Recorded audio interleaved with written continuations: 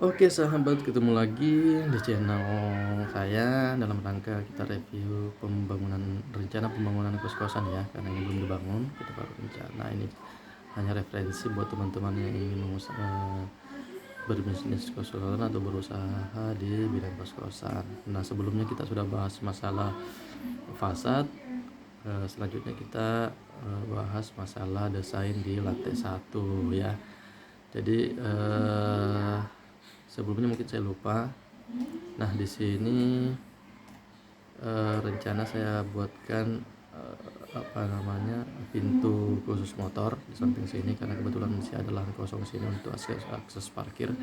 Makanya di dalam ini akses parkir juga saya buat tidak terlalu banyak karena nanti di sini akan digunakan, di sampingnya masih ada lahan kosong sebenarnya untuk dimanfaatkan untuk parkiran ya. Ya, kembali kita ke lantai 1. Di lantai 1 di sini saya memaksimalkan space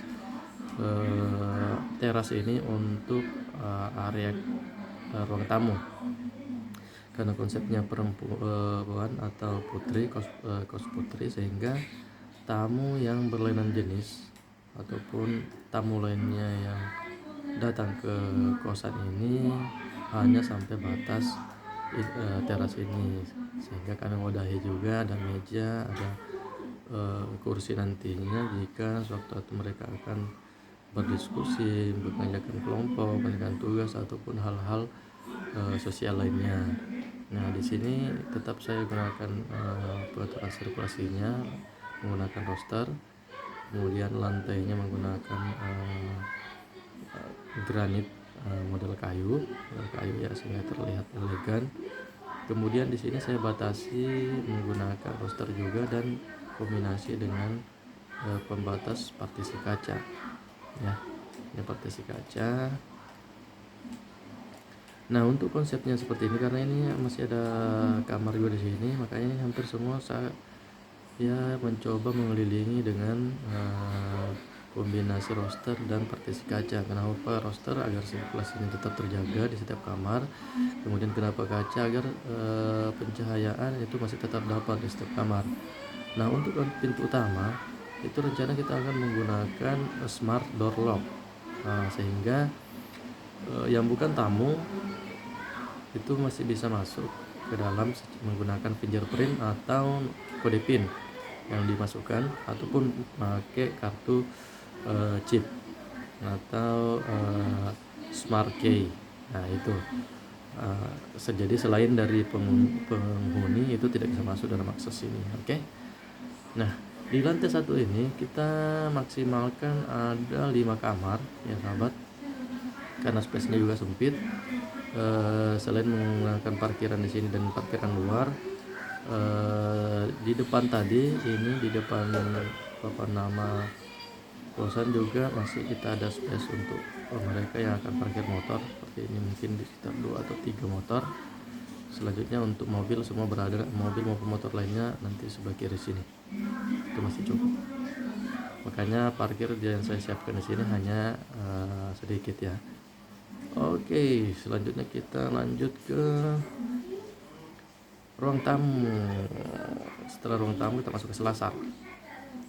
Nah, selasar di sini saya menggunakan kombinasi keramik 2 jenis, bis hitam dengan putih bercorak seperti marmer ya. Tapi ini bagian granit karena kita cari kemudahan yang lebih mudah dan lebih murah, tapi kualitas tetap terjamin tentunya, sehingga konsep kesan mewah maupun eksklusifnya juga dapat. Oke, kita berjalan-jalan dulu. Nah, sebelum naik tangga ini kita siapkan saya siapkan dapur ya, dapur.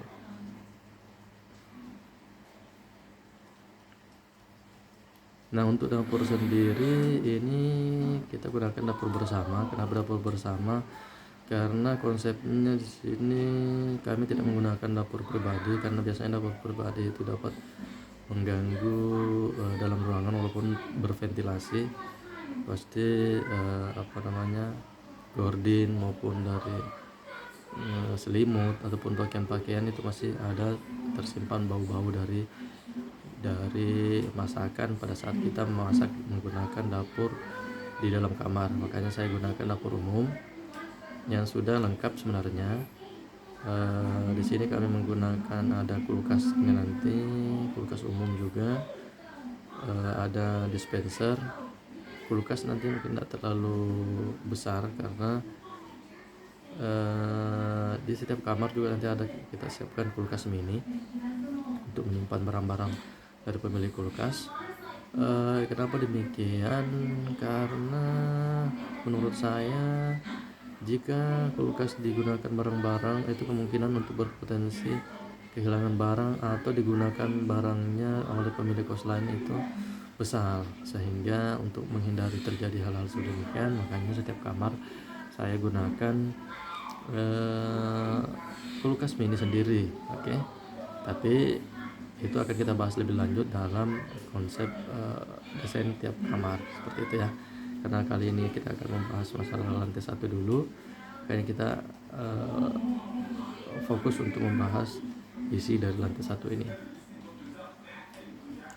Oke, nah untuk di bawah tangga nanti kita akan maksimalkan untuk penyimpanan galon air maupun tabung gas, karena galon dan tabung gas ini sudah free ya, termasuk dalam harga sewa, sehingga bebas digunakan untuk mahasiswa ataupun penghuni kosnya. Kemudian di sini kami gunakan untuk pintu untuk kamar mandi umum. Nah, karena ini tepatnya berada di dalam, mungkin saya perlu masukkan juga daripada penikmat channel ini, apakah tetap saya harus dikasih dalam atau pintunya saya lakukan di luar sini ya, di luar dekatnya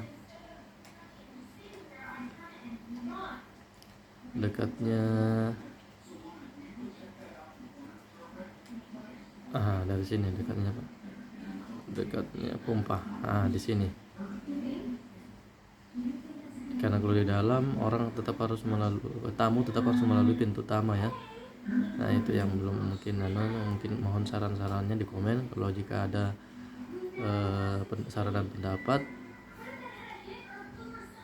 Kemudian untuk lantai 1 outdoor AC kita simpan di atas sini ya. Kita simpan di atas sini, di atas kanopi, sehingga lebih memudahkan untuk maintenance nantinya. Sementara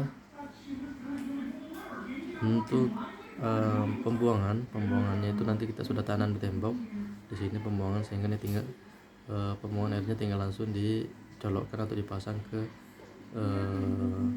instalasi pembuangan air hujannya seperti itu. Untuk lebih jelasnya nanti kita akan bahas di sistem instalasi. Semua instalasi pembuangan baik air hujan, air kotor, air bekas maupun air AC ya. Ini hanya sepintas saja, seperti itu. Oke sahabat, nah untuk di lantai 1 ini juga mungkin di sini ada